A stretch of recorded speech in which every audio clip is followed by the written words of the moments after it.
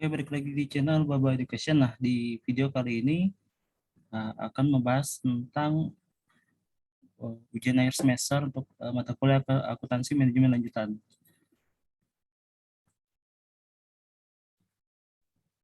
Nah, oke. Jadi ini ada soal terkait dengan, kalau nggak salah ada 5 soal, 5 tempat soal terkait dengan, kalau soal pertama adalah terkait dengan special order. Ya. Jadi special order ini gimana? Intinya adalah dengan pesanan lah ya. Jadi special order kan pesanan yang ditawarkan oleh pelanggan itu ya kita masih bisa mendapatkan profit nggak. Jadi ini mungkin bisa dihitung dari perspektif kalau dia sudah apa istilahnya ada idle capacity ya. Yang anggapannya dengan idle capacity itu apakah kita bisa menawarkan gitu produk ini gitu. Nah, kita lihat nih keterangannya di sini dia untuk membeli 11.000 unit terus untuk dapat selesaikan dalam 3 bulan. Nah, untuk biayanya tuh ada 8,2, 1,25 dan 10. Kemudian di sini ada keterangan tambahan kalau dia dijual normal itu tuh harganya 26,5, tapi kalau si Hera memberi tawaran namun Hera memberikan tawaran ya. Jadi Hera ini sebagai pelanggan atau customer dia memberikan tawaran nih kalau saya mau beli tuh saya jumlah besar tapi harganya 15,75. Nah, terus Hera juga perlu modifikasi desain yang mungkin ada pengurangan biaya. Dan kemudian ada info bahwa dia mencatat bahwa perusahaan akan mengeluarkan 1.700 dalam pemasangan tambahan dan harus membeli perangkat khusus sebesar 1.400 untuk produksi unit ini. Jadi mungkin karena ini special order ya, ada item-item spesial yang istilahnya spare part-nya itu ya kita perlu additional cost. Nah, terus total biaya overhead-nya itu dibebankan adalah $20 per jam dengan overhead-nya itu adalah 900.000 dan aktivitas produksi direncanakan adalah 90.000 jam mesin atau 7.500 per bulan.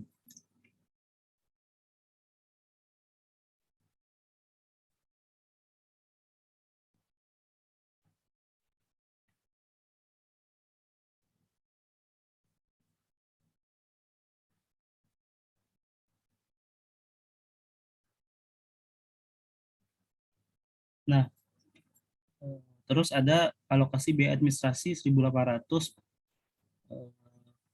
yang apa ya terkait dengan pesanan ya sebagai bagian dari biaya untuk bisnis. Asumsikan bahwa penjualan saat ini tidak akan terpengaruh ya haruskah pesanan diterima dari sudut pandang keuangan. Jadi kita lihat nih perhitungan yang pertama adalah jawaban nomor 1 kan dia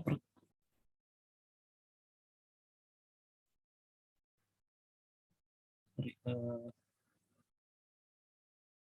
Jadi perhitungan nomor 1 dia kita masukin dulu harga ini gampang. Nah, harga jual ditawarkan 15,75 nih. Terus ada biaya-biaya yang variable, jadi harga pasar itu 15,75, terus variable cost-nya ini adalah 5,95. Itu didapat dari mana aja? Jadi dari manufacturing cost ini kita jumlah terus dikurangkan dengan pengurang biaya langsung, sehingga ada keterangan nih pengurang biaya langsung adalah 3,5. Terus dikurangkan dengan variable overhead-nya sebesar 10. Masalah 10 itu dapat dari 900.000 dibagi 90.000. Jadi kita harus kurangkan yang overhead-nya. Maka ketemulah kontribusi marginnya adalah 9,8. Dan kalau kita kalikan dengan unitnya adalah sebesar 11.000 dikali 9,8 adalah 107.800. Kemudian ada biaya-biaya tambahan ya berupa 1.700 itu pemasangan, terus 1.400 adalah biaya untuk perangkat khusus, dan 1.800 adalah biaya terkait dengan administrasi. Sehingga kalau kita total, kita masih memiliki untung ya 102,900. Jadi kalau dijawab pertanyaan apakah harus diterima ya? Iya, harus diterima karena dia masih ada untung 102,900.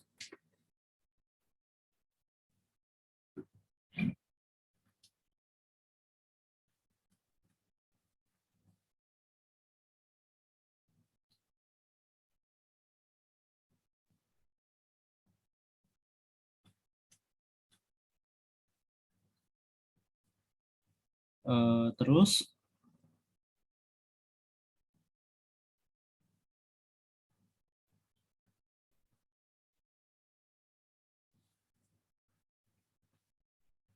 nah, terus ditanya nomor 2, kalau misalkan aktivitas ini mengkonsumsi 70% dari jam mesin, bisakah perusahaan menerima pesanan tersebut dengan tenggat waktu HERA? Jadi kan dia punya tenggat waktu 3 bulan. Nah, jadi kan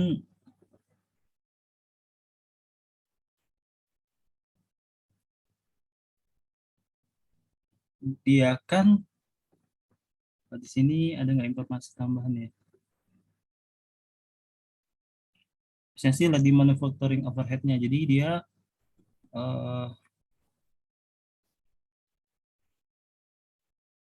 1 jam itu, 0,5 jam itu eh, per unit. Nah, maka kalau kita kalikan dengan apa ya? Kalau kita kalikan dengan 11.000 unit, maka ada 5.500 jam. Ini untuk kapasitas per bulannya. Jadi kapasitas per bulannya itu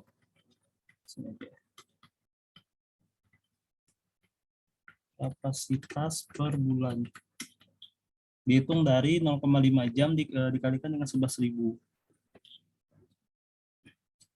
Kemudian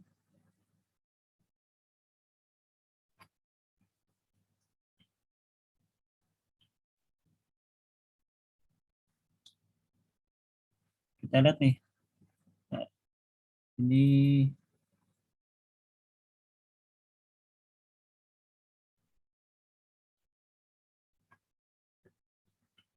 oke.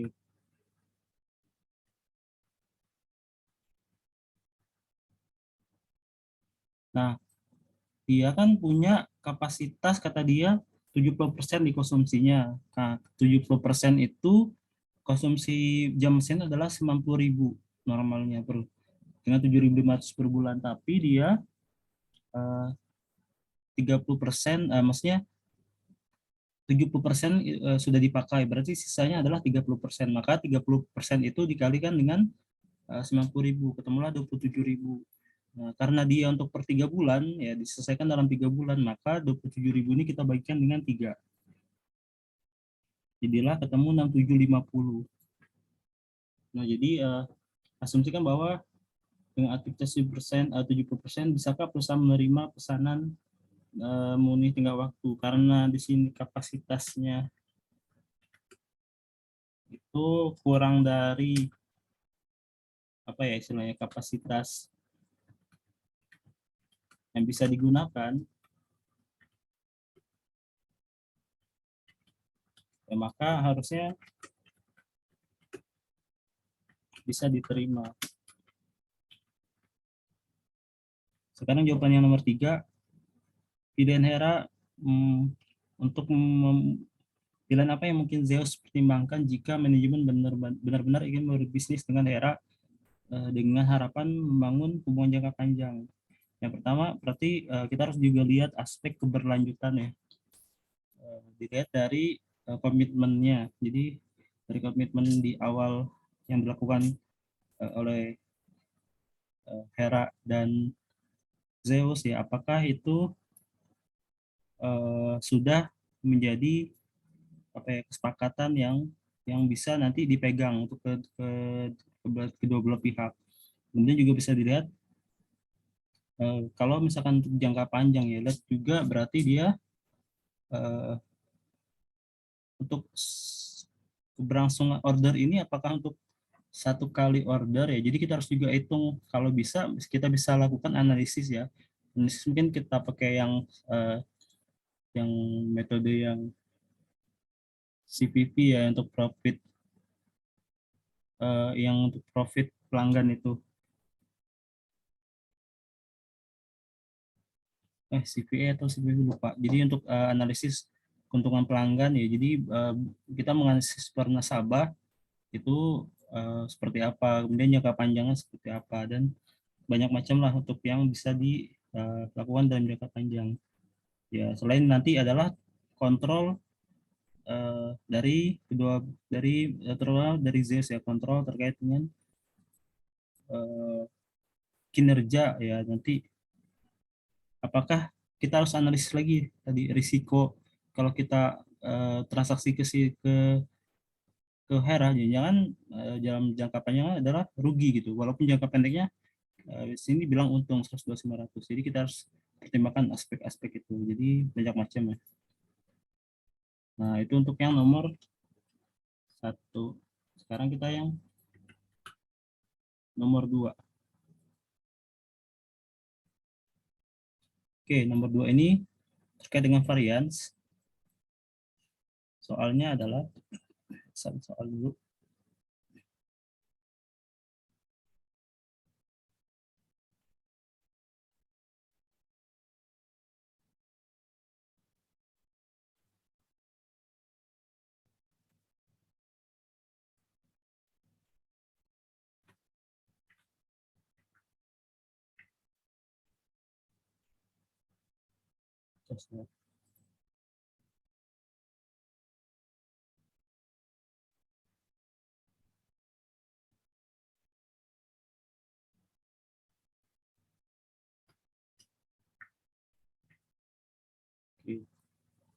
Nah, intinya kalau di soal ini dia bilang sudah ada data ya, dari baik dari standar maupun dari aktual. Intinya variansnya membandingkan aktual dan standar ya. Selisihnya itu apakah favorable atau unfavorable. Nah, ini cuma bentuk dari variasi soalnya. Terus jadi di sini malah sudah diketahui nih varians totalnya. Jadi varians total itu kan adalah varians varians karena quantity ditambah dengan varians karena harga. Jadi varians itu konsepnya adalah perbedaan ya antara aktual dan istilahnya kita bilang yang standar ya, antara standar dan aktual, tapi dilihat dari dua sisi. Yang pertama adalah dari sisi harganya. Jadi dari harganya itu biasanya kan ada perbedaan. Yang kedua adalah dari sisi kuantitasnya. Apakah yang dipakai aktual itu lebih kecil atau lebih besar dibandingkan standar. Nah, itu yang kita hitung. Nah, kebetulan sini totalnya itu sudah diketahui, itu given dari soal 53 juta dan 36 juta. Jadi total variance keseluruhannya sudah diketahui. Maka, nah ini untuk yang di soalnya, given di soalnya,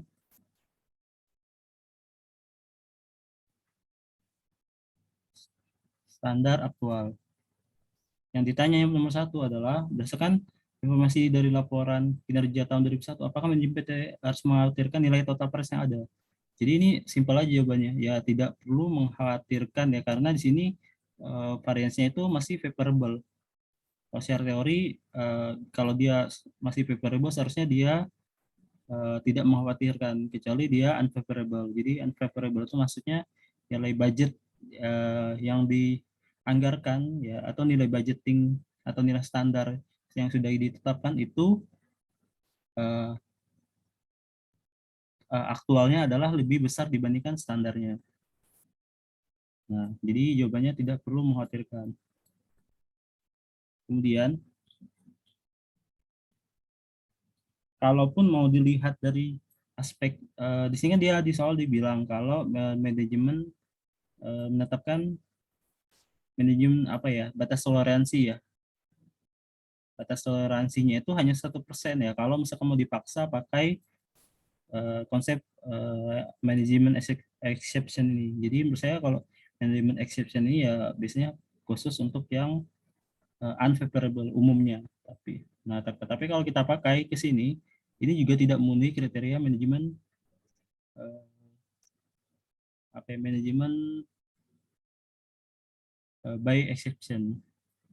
Jadi nomor satu jawabannya ya tidak perlu mengkhawatirkan. Terus yang nomor dua, berdasarkan data di atas tentukanlah uh, price price jadi price varian, quantity variance dari bahan baku dan tenaga kerja. Oke. Nah, kan di sini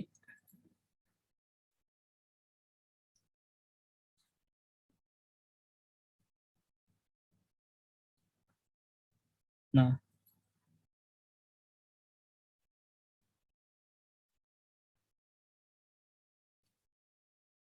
oke. Jadi tadi selisih dari gimana ya gambarnya? Ini kali kotak hitam, ini kotak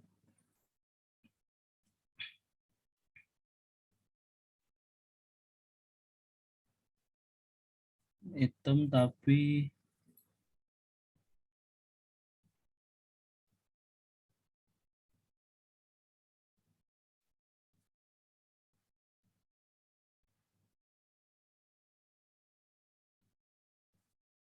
nah kayak gini.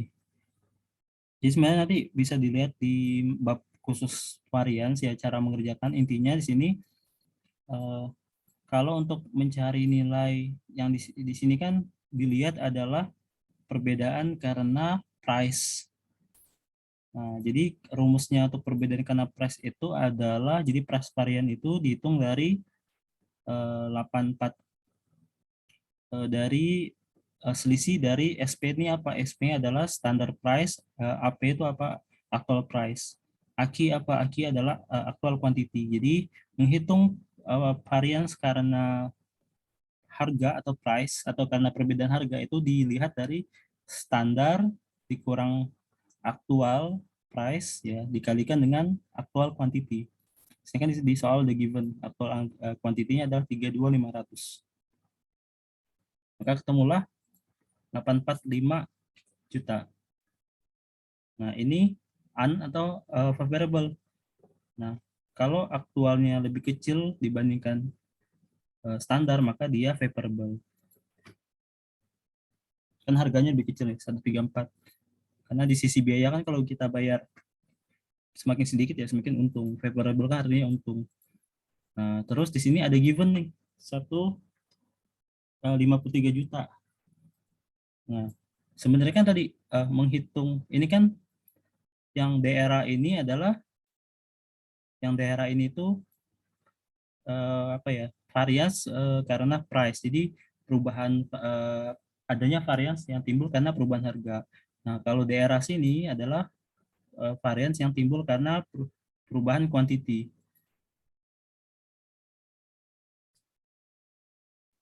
Nah, di sini karena di sininya adalah total, jadi total price karena price varian ditambah price quantity adalah sama dengan total variance. Nah, di sini total variance-nya udah given tadi di soal 53 juta. Maka nilai dari eh, apa ya istilahnya quantity variance itu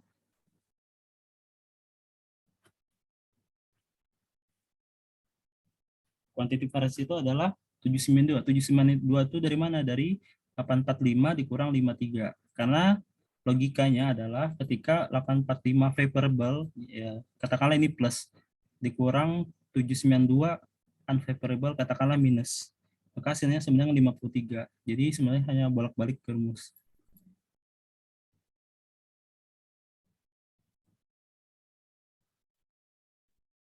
Nah, jadi jawabannya ya untuk price quantity-nya price variance-nya adalah 845 untuk kuantitinya adalah 792. Serta bandingkan dengan nilai anggaran. Nilai anggarannya adalah 7 miliar. Maka kalau dibandingkan ya masing-masing yang ininya price variannya 54 845 ini dibagikan dengan 7 miliar.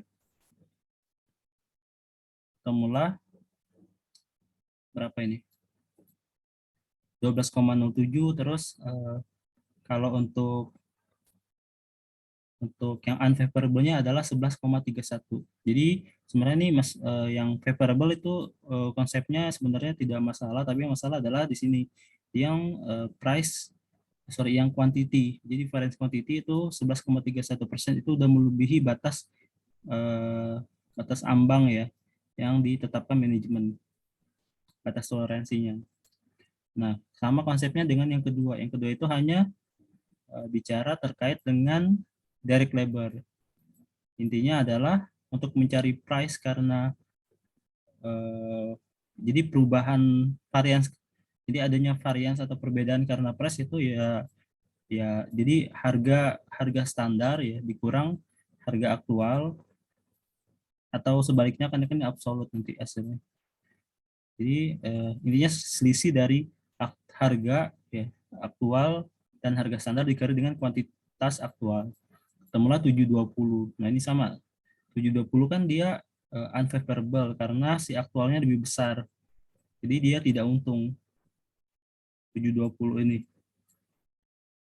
Dia tidak untung, terus 756 ini dapat dari mana? Dia kan tadi kalau quantity ditambah price ditambah quantity variance itu adalah total variance. Nah, total variance itu kan udah given. Terus total price varian itu sudah diketahui, maka kita tinggal cari selisihnya. Nah, karena logikanya adalah kalau di sininya unfavorable, istilahnya kita bilang minus lah. Di sini minus, sininya hasilnya plus, berarti ya, yang dijumlahkannya adalah hasilnya harus plus tapi lebih ya. Maka 720 ini terus 756 ini favorable. Favorable-nya itu ya kalau kita total ya, ini kan 720 di minus 720 ditambah 756 sebenarnya sama dengan plus 36 karena F itu untung atau favorable. Nah, kalau kita hitung juga dari yang manajemen by exception-nya itu adalah yang unfavorable itu pasti di atas 10%.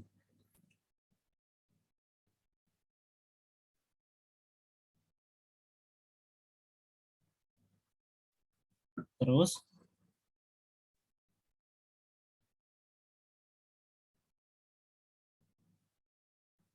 lanjut ke nomor 3. Tadi udah dibandingkan ya. Berdasarkan jawaban Anda pada poin di atas, B, apakah manajemen dia perlu mengkhawatirkan price dan quality price bahan baku langsung dan tenaga kerja langsung? Ya, karena dilihat dari yang nilai unfavorable-nya. Jadi dalam hal ini, jawabannya adalah dalam hal ini, baik dari segi harga maupun dari segi kuantitas, terutama sini dilihat dari apa ya kalau bahasanya tuh pertama dari kuantiti bahan baku. Jadi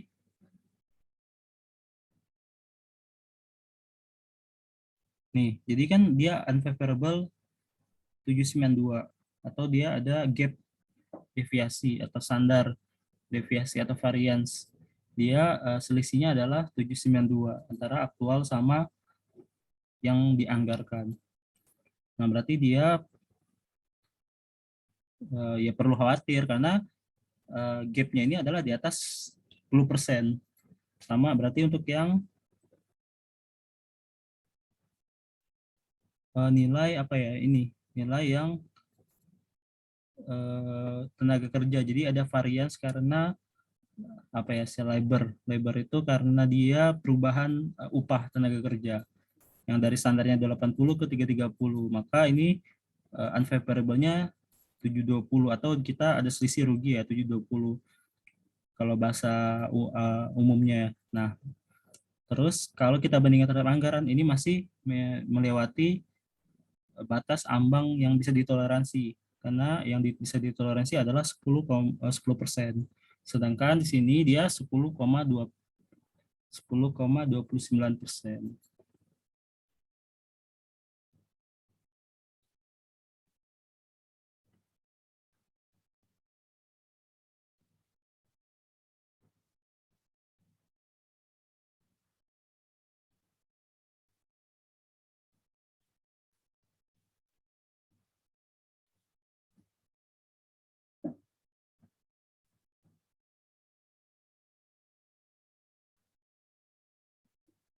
Terus, udah jawab yang ini.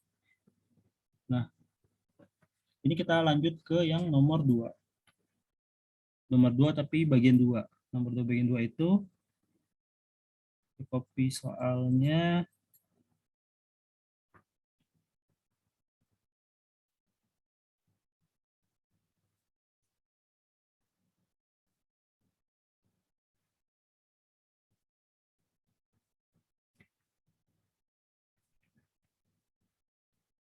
Di bawah ya kuliah. Kemudian jelas atau di samping.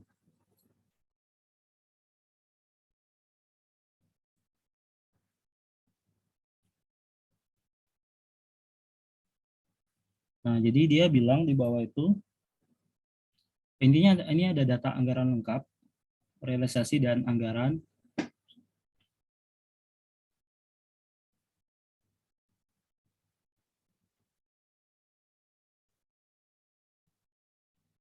Terus data-data sebagainya. Nah, sini intinya adalah yang ditanyakan apa yang ditanyakan hitunglah sales variance dan sales volume variance untuk yang nomor A. Sebenarnya kalau sales price variance itu jadi perubahan variance itu karena ada perbedaan harga jual. Jadi kita anggarin jualnya misalkan 1.000, tahunya aktualnya kita bisa jual cuman 900. Nah, itu ada diferensiasi dari price. Nah, kalau dari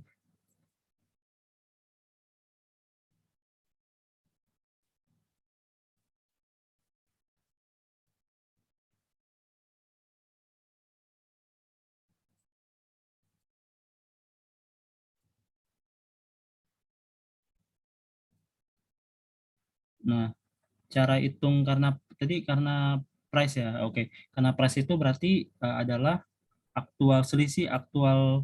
selisih harganya itu kan kalau harga jual untuk anggaran tuh 40, yang aktualnya 38. Jadi selisih harga ini kita kalikan dengan budget aktual dengan jumlah unit aktual.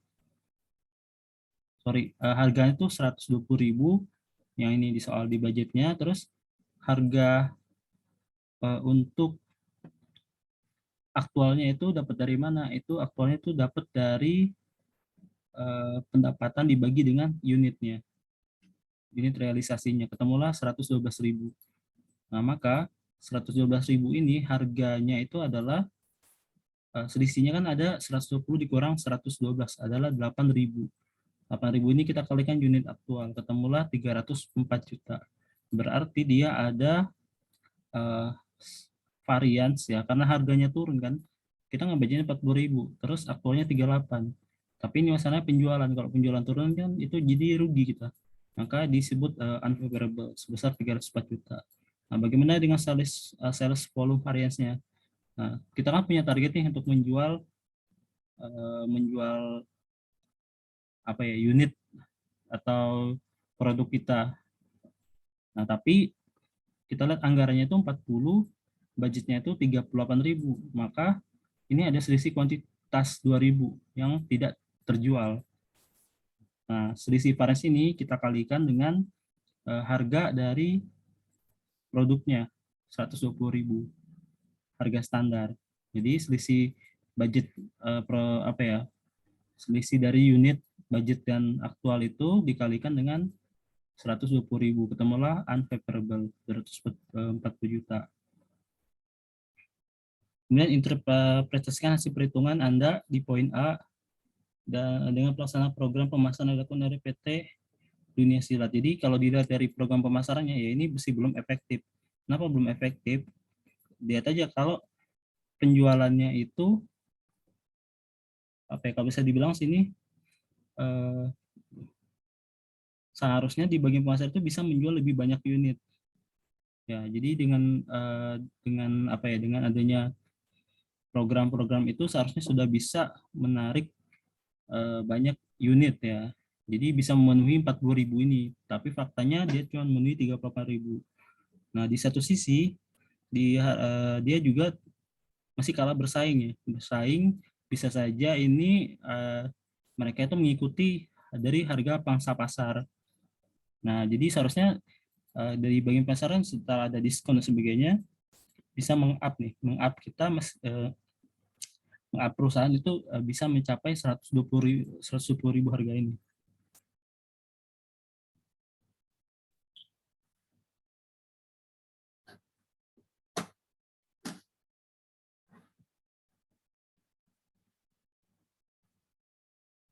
Jadi ya kalau diinterpretasikan ya itu dia masih programasinya belum optimal karena dia masih ada kita masih ada perusahaan masih ada varians dari baik dari unit maupun dari volumenya. Kemudian yang ketiga, apakah program pemasaran yang dilakukan telah berhasil? Ya tentu saja kalau dia berhasil indikatornya apa? Ya indikator tadi masih jawaban nomor B. Jadi masih ada varians ya antara volume dan harga. Jadi ini bisa dikatakan belum berhasil. Kita harus perlu manajemen harus perlu punya strategi khusus ya untuk bisa apa nih selain diskon dan pemasaran, selain diskon dan iklan yang bisa dilakukan untuk meng-up harga kita sesuai dengan standar minimal ya, atau malah kita bisa menjual semua produk. Nah, seperti itu.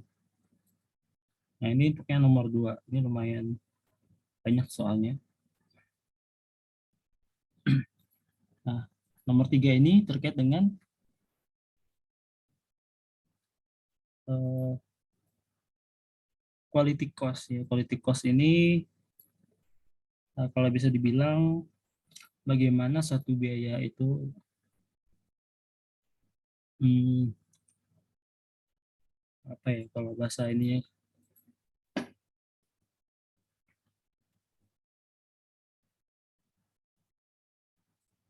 memiliki dampak gitu bagi perusahaan. Dampaknya itu biasanya itu adalah dampak yang apa ya, bukan dampak sih istilahnya itu apa ya, politikus itu. Kalau bisa dilihat tuh intinya adalah ini biaya program apa ya, biaya-biaya terkait dengan program yang bisa meningkatkan kualitas dari produk perusahaan. Biasanya itu melalui kegiatan-kegiatan seperti tergolong dalam 4 jenis ya. Pertama prevention cost, terus appraisal cost, kemudian internal failure cost dan external failure cost. Kemudian nanti total quality-nya. Nah, di sini kita tinggal ditanyakan nomor 1 cuman untuk yang tahun 2021. Terus ditanyakan adalah long term performance report ya. Kalau long term performance report itu ya kita hanya membandingkan antara target dengan tahun aktual. Nanti selisihnya adalah variance. Nah, di sini lihat kalau dia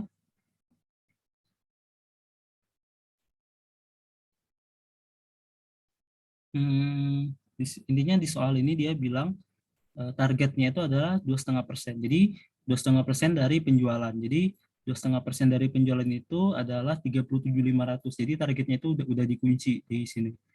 Nah, tinggal kita kalikan 2,5 dikali 1.500.000, ketemulah 37.500. Nah, bagaimana proporsi pembagian sini? Ya, itu tergantung soal. Nah, maka hal yang pertama dilakukan adalah kita kelompokin dulu nih. Mana yang termasuk prevention, mana termasuk apresial, internal failure, sama eksternal. Nah, saya ambil contoh, nanti mungkin bisa dibaca di buku selengkapnya. Nah, di sini contohnya adalah pelatihan, misalkan pelatihan dan evaluasi pemasok itu masuk ke prevensi pencegahan ya, biaya pencegahan. Kemudian biaya pengujiannya itu adalah gaji penguji kualitas sama gaji karyawan inspeksi. Nah, kegagalan internal, jadi kegagalan yang terjadi sebelum ke konsumen. Jadi sebelum ke pelanggan itu ada namanya internal failure cost, adalah dalam bentuk scrap atau sisa bahan material sama produk yang diperbaiki dan dijual. Kemudian external failure cost yang terakhir adalah semacam bentuk dari kegagalan eksternal ya. Jadi ini sudah sampai ke pelanggan dan biasanya dalam bentuk keluhan atau pengembalian retur dari produk. Nah, setelah kita kelompokkan, kita tentukan targetnya itu tadi kan di totalnya adalah dikunci 37.500 itu dari 2,5% ya, karena di soal dibilang ditargetkan adalah biaya kualitas 2,5% dikali 70 dikali dengan 1.500.000 ketemu 37.500. Nah, maka persen-persen ini kan di bawah nih target distribusi ya. Jadi targetnya itu untuk 5 tahun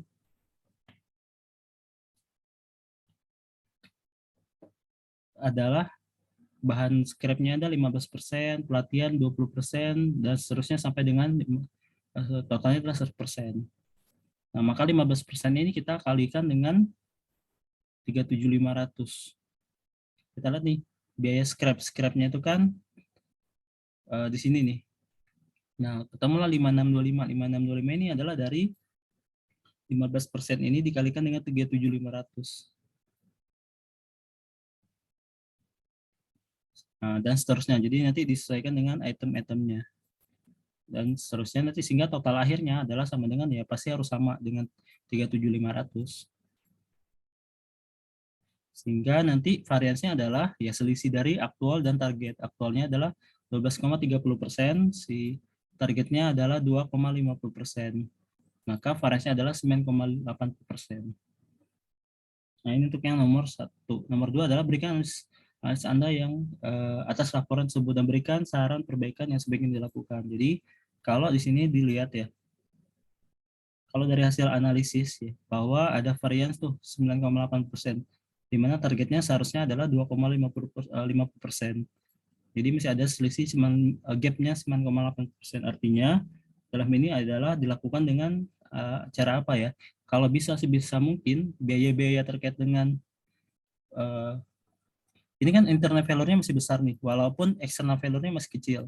Nah, kalau bisa alokasi untuk prevention dan appraisal cost ini ya bisa kita tingkatkan ya. Maksudnya tingkatkan itu kita optimalkan lagi sehingga nanti dengan adanya peningkatan dari prevention dan appraisal cost ini mungkin diharapkan untuk bisa mengurangi dari dalam jangka panjang adalah mengurangi internal dan external failure cost. Jadi ini kan nanti tercermin nih dari kinerja kita sebenarnya. Sementara untuk yang biaya yang bisa value edit adalah kalau kita katakan value edit itu ya yang bisa memberikan nilai tambah ya, walaupun kita tambah ya itu memberikan nilai tambah, maka B itu ya bisa kita optimalkan atau tingkatkan. Nah, seharusnya B yang tidak memberikan nilai tambah karena kegagalan, scrap dan sebagainya ini kalau bisa ya kita minimalisir gitu. Nomor ketiga. Nah, tadi masih ada hubungannya apa? Apakah semua target biaya kualitas dicanangkan perusahaan merupakan value added? Nah, berarti ini dilihat lagi kalau kan pelatihan, evaluasi, terus apa ya? Mungkin kalau gaji enggak ya, mungkin belum sebat. Tapi mungkin di sini masuk ke produk diperbaiki dan dijual mungkin bisa masuk ke value added. Nah, jadi mungkin ada beberapa internet value itu yang bisa memberikan nilai tambah. Karena ini ada kata-kata untuk dijual. Nah, itu termasuk ke value added cost. Kemudian, jadi nanti kalau ada program-program pelatihan, training, dan sebagainya itu masuk ke nilai tambah. Dan terus bagaimana menurut Anda bagaimana sebaiknya perusahaan menetapkan target distribusi biaya kualitas agar tercapai kemudian signifikan dalam periode 5 tahun. Jadi tadi dengan pengoptimalan dari yang apa ya biaya-biaya yang bisa meningkatkan nilai tambah itu ya secara langsung atau tidak langsung itu bisa mengurangi dampak dari biaya-biaya yang ini. Jadi sebenarnya masih relate dengan yang nomor 2 kalau dia ditambahkan penjelasannya. Jadi dengan kita mengoptimalkan ya yang cost-cost yang terkait dengan value added itu dalam jangka panjang ya kita bisa mengurangi biaya-biaya dari biaya-biaya ini gitu. Mungkin nanti kan semakin bertahan semakin tahun ya, pelatihan ini kan dia semakin terlatih nih, semakin terlatih ya mungkin kita akan bisa mereduce cost-nya di sini. Nah, di satu sisi adalah eh, diharapkan adalah dari internal dan eksternalnya kita juga bisa berkurang seperti itu, dan juga harus ada kontrol. Jadi dalam 5 tahun itu paling tidak 1 tahun itu ada kontrol terkait dengan kualitas ya. Jadi ada nanti evaluasi terkait dengan program-program yang untuk meningkatkan kualitas yang dilakukan oleh perusahaan. Kemudian nomor 4 ini lumayan panjang ya. Nomor 4 ini adalah terkait dengan apa ya itu materi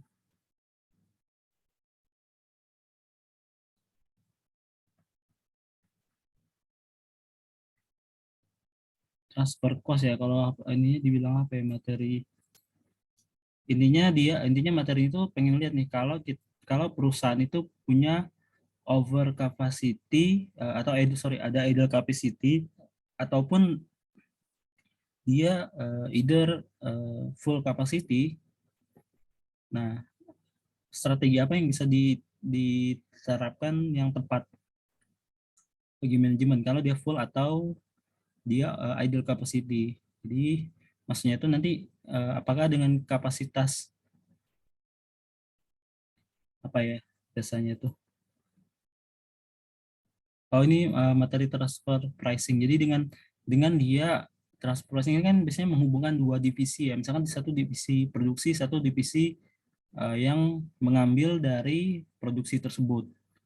Ya, membeli istilahnya, membeli atau mentransfer price lah ke divisi yang lainnya. Nah, nanti di-compare dengan ketika divisi tersebut menjual ke pihak luar.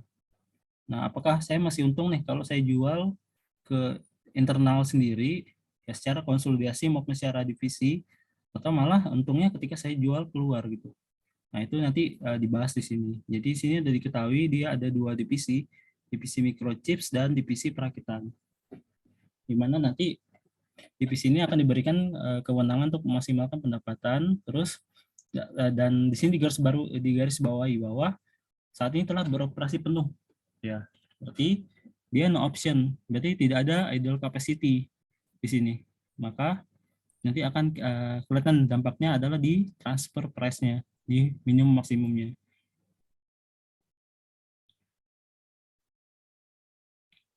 Nah, ini kalau saya tulis, saya copy aja jawaban kali ya.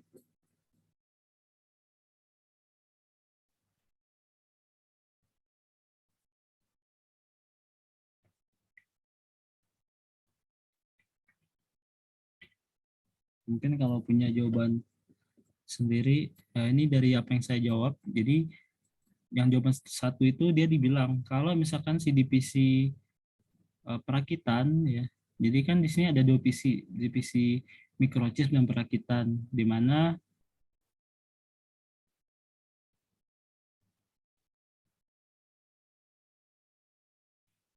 divisi perakit ini biasanya dapat supply dari divisi chip.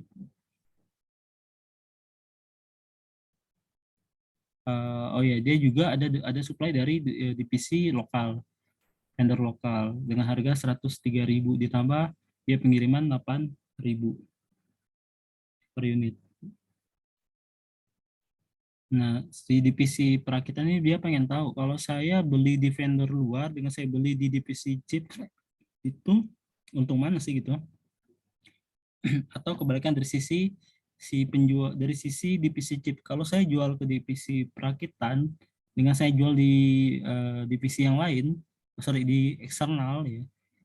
Misalkan saya di sini dibilang impor. Kalau dia impor itu apakah saya untung atau rugi ya? Maka kita lihat nih. Ini asumsinya adalah full capacity. Maka ketika full capacity ya, yang harus kita hitung adalah variable cost-nya plus opportunity cost. Nah, di sini kan ditanya berapakah transfer minimum yang dapat ditawarkan DM kepada DP. Jadi kalau transfer minimum adalah bahasa sederhananya berapakah yang saya harus jual paling tidak, paling sedikit ya ke divisi perakitan. Karena ketika dia jual di luar negeri atau ekspor, dia dapat jual ke luar negeri itu harga 103.000. Tapi kalau dia di sini transfer minimumnya berapa sih? Saya paling tidak bisa menjual dengan kondisi full capacity. Nah, ketika full capacity yang dijual adalah transfer minimum didapat dari variable cost. Variable cost itu dari variabelnya 65.000 ini ditambah dia ada biaya pengiriman ke internal. Jadi kita harus tambahkan 4.000. Jadi dia ada pengiriman ke internal 4.000, ketemulah 69.000. Ditambah opportunity cost. Opportunity cost adalah dihitung dari sales dikurang variable cost. Jadi salesnya itu 103.000 dikurang variable cost 69.000, ketemulah 34.000. Maka 169.000 ditambah 34.000 itu adalah 103.000. Tapi gini, kalau dia opportunity cost itu kita harus lihat nih, dia 9.000 itu dia harus karena di sini opportunity cost-nya adalah kita akan kehilangan apa ya, 9.000 ini tuh siapa yang tanggung gitu. Nah, 9.000 ini kalau kita jual keluar ya, itu kan dari pembeli yang menanggung. Maka 9.000 ini kita charge-kan di sini di transfer minimum, ketemulah 112.000. Terus yang kedua dari sisi transfer maksimum. Transfer maksimum itu dari sudut pandang divisi perakitan. Berapa sih yang maksimal saya harus bayar gitu. Saya nggak mau bayar nanti totalnya lebih dari yang saya kan bayar ke lokalnya aja 103.000. Jangan ke beli ke divisi internal sendiri itu malah lebih mahal. Nah, dilihat nih. Cara ngitungnya adalah harga pasar atas per maksimum itu dari harga pasar ditambah 8.000. Jadi maksimum yang bisa dibeli dari apa ya? Dari divisi internal itu adalah 111.000.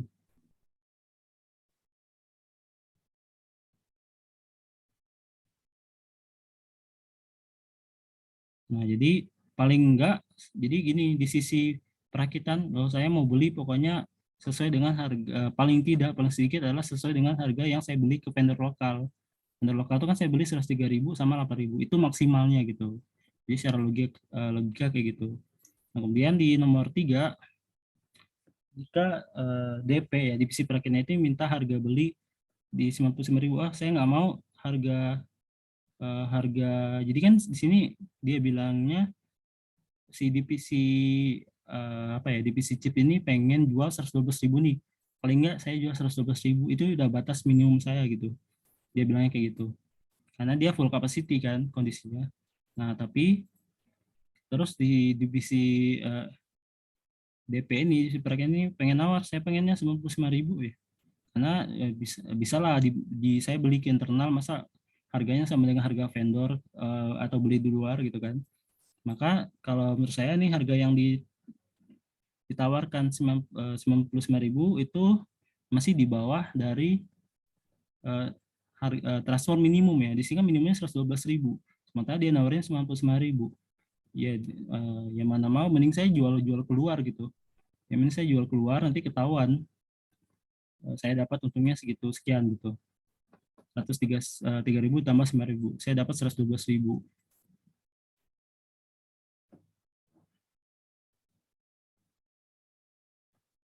Dibandingkan ya saya nerima dari divisi sendiri 9.000, murah ya. Karena dia prosesnya adalah full capacity, bukan dia idle lah. Jadi bukan ada yang nganggur gitu, bukan ada unit yang nganggur, tapi dia kondisinya harus mengorbankan dari 25.000 ini sekian persen ya, sekian unit itu untuk dijual ke divisi internal atau divisi perakitan tadi. Nah, kemudian nomor 4, ini terus dia bilang, asumsi kan kalau dia saat ini adalah mengekspor 80%, berarti 80% diekspor, itu sisanya adalah 20%. Jadi masih ada idle capacity 20% dari 25.000 atau 5.000 unit. berapa harga transfer minimum ya. Nah, kalau dia idle capacity ya, jadi idle capacity itu ya udah, daripada saya nganggur, si unit ini nggak kejual, ya mending kejual internal lah, tapi dijualnya itu berapa sih? Nah, dijualnya itu ada sebatas variable cost-nya. Yang penting si variable cost-nya itu minimal udah ketutup. Maka di sini trust minimal adalah 65.000. Dari mana tadi? 65.000 ditambah biaya kirim internal ya. Kan biaya internal ini nggak mungkin dicaskan di divisi yang menjual. Di ini di divisi yang membeli dong. Dicaskan. Maka 65.000 ditambah 4.000. Nah, terus nomor 2 B 4B, sorry. Itu panjang jawabannya. Manajemen menginginkan ya laba perusahaan secara keseluruhan meningkat. Direktur operasional mengatakan bahwa seharusnya PM menjual semua produknya ke DP sehingga menjadi penghematan biaya. Nah, jadi di sini lihat nih. Kalau 25 jadi kalau ini jawabannya saya tidak. Oh, sorry, ini masih keterangan ya. Keterangan. Nah, yang jadi pertanyaan adalah apakah Anda setuju dengan pernyataan direktur operasional tersebut? Ya, saya kalau dia kondisinya adalah full cap, jadi 20% ini ya, jadi asumsinya 20% ini dijual atau idle capacity-nya ini dijual ke direktur perakitan, ya itu setuju ya, karena dia ya, harganya ya,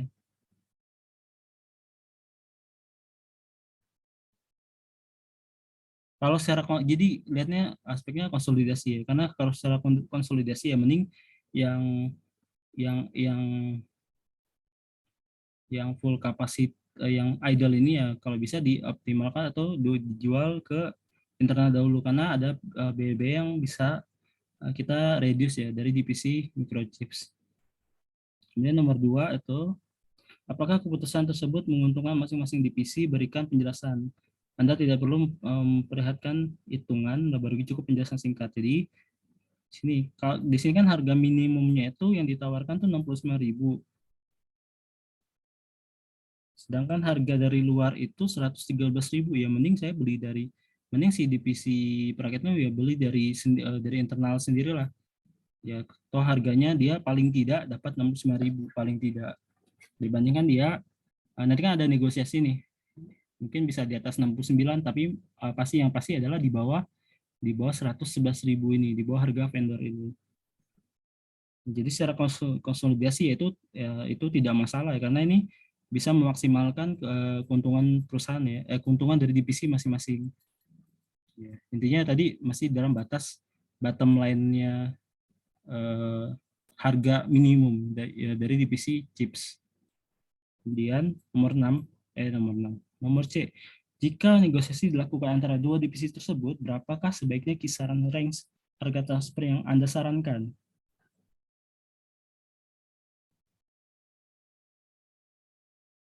Jika direktur operasional itu menerapkan larangan ekspor.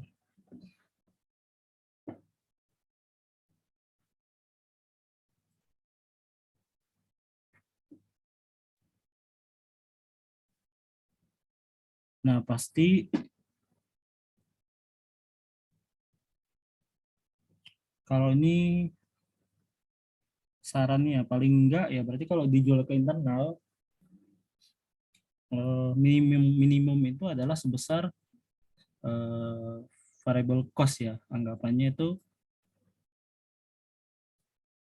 jika negosiasi dilakukan antar divisi tersebut, berapakah sebaiknya kisaran yang apa ini, mungkin ini untuk yang ya, jadi untuk idle capacity jika mulai berapa berapa sebaiknya kisaran range yang larang ekspor. Ya mungkin maksudnya sini ya yang 5.000 yang dari 20% capacity ini, apa dari semua ya? Ya sebenarnya kalau intinya adalah dari kita bisa menutupnya, pertama minimumnya itu adalah dari variable cost-nya. Itu range paling rendah. Nah, range paling tertinggi itu seharusnya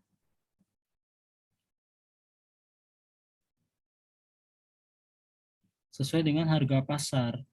Karena harga pasar di sini adalah seharusnya adalah 111.000. Karena dia tidak ada, ya mau gimana lagi gitu, nggak ada pilihan, nggak bisa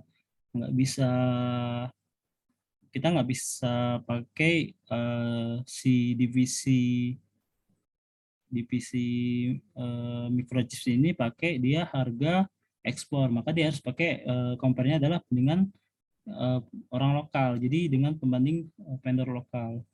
Jadi minimumnya ada sebesar variable cost, maksimumnya sebesar variable lokal.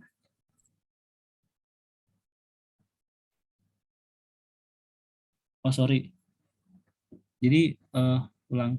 Jadi minimumnya itu adalah 69.000 sebesar variable cost, maksimumnya itu sebesar harga jual pasar.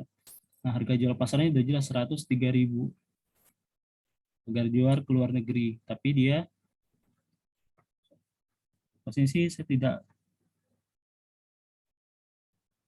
ya, jadi dia tidak mengcover, mungkin tidak mengcover ini lagi ya, yang pemasaran, kan ini asumsinya dia dijual ke, ya ya ini kan dijual untuk ekspor. Kalau nggak ekspor ya ngapain kita tambah 9.000, berarti harga jualnya adalah 103.000 maksimum.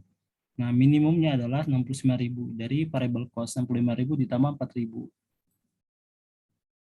Jadi kisarannya 69 sampai 103.000, sehingga nanti eh, di sini tawar menawarnya bisa dilakukan antar divisi karena harganya juga masih di bawah dari harga vendor, di mana harga vendor adalah 111.000, kan maksimumnya adalah 103.000, tapi harga vendor 111.000 itu masih bisa dinegosiasikan antara dua divisi tersebut. Nah, sekian untuk video kali ini, semoga bermanfaat. Nanti kita akan kembali ke video berikutnya. Terima kasih.